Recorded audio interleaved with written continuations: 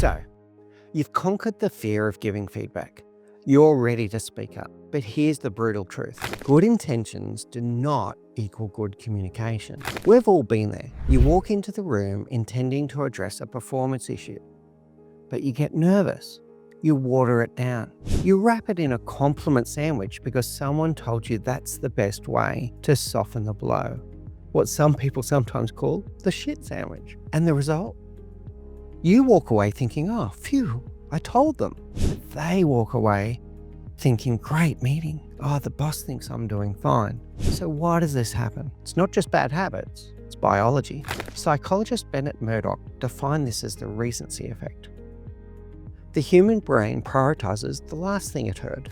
If you end a tough conversation with a fluffy compliment, just like in the compliment sandwich, the critical feedback evaporates before they even hit the elevator. Or worse, they may walk away terrified, thinking they're about to be fired because all they heard was your anxiety, not your message at all. So today I'm going to give you the exact script to fix this.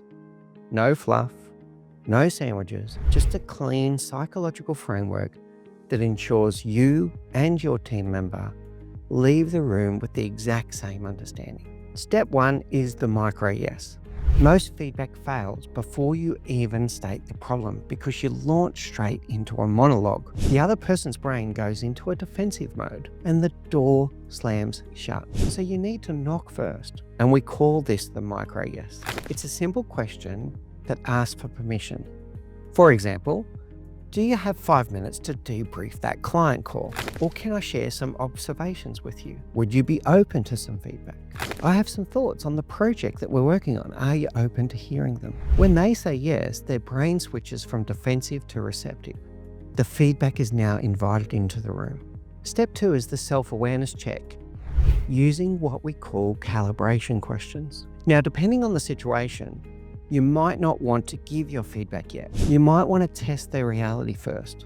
If you suspect they might already know they messed up, ask a calibration question. For example, how do you think that meeting went? What do you think worked well? And what would you do differently next time? If they say, I totally bombed that presentation, you don't need to hammer them.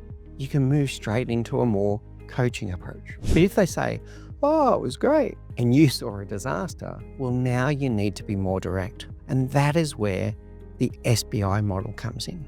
So step 3 is deliver the message using SBI. This is the gold standard.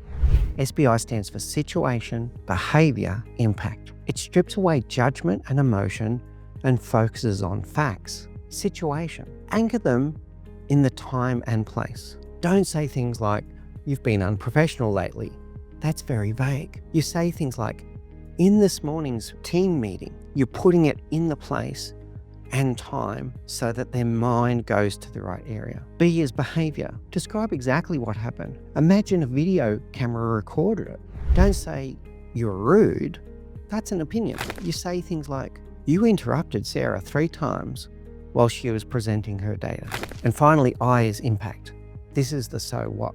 You say the impact was Sarah shut down and the team missed her data and we made a decision without all the facts. Can you see the difference here? We aren't attacking their character, we are highlighting a behavior and its consequence. In step 4, and this is critical, this is the landing, the confirmation. We need to close the loop. The final step is where 90% of leaders fail. You deliver the SBI, the situation, the behavior, the impact, and then you just stop. You assume that because you said it clearly, they heard it clearly, but that is a very dangerous assumption. Psychologists Gilovich and Savitsky call this the illusion of transparency. We overestimate how clearly we are communicating. We think our message is a spotlight, but often it's just a flickering candle. Let me give you a real example of how bad this can get. I was recently in a meeting with a team member, and I started giving them a compliment, genuine praise. Suddenly they interrupted me. They got defensive, their voice went up. They started arguing. I was shocked. I had to pause the meeting and ask, hang on, what do you think I just said to you? They looked me in the eye and honestly replied, oh, I don't know. Think about that. Their internal anxiety was so loud, it drowned out my voice.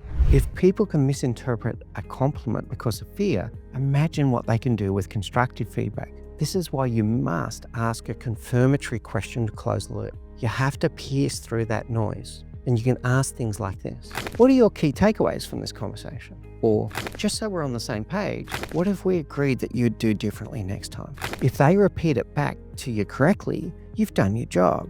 If they can't, you simply clarify and ask again. Now remember, feedback is not about proving you're right. It's about helping your people to grow.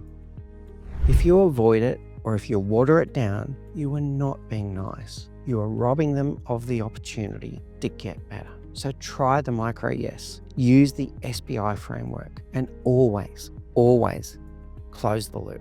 But what happens if you do all this perfectly and they still explode? What if they start crying or they shut down completely? Don't panic. There is a psychological roadmap for that too. So click on the next video where I break down exactly how to handle tears, anger, and silence without losing your cool. I'm Mick Spiers. This is the Leadership Project. Now go out there and lead better.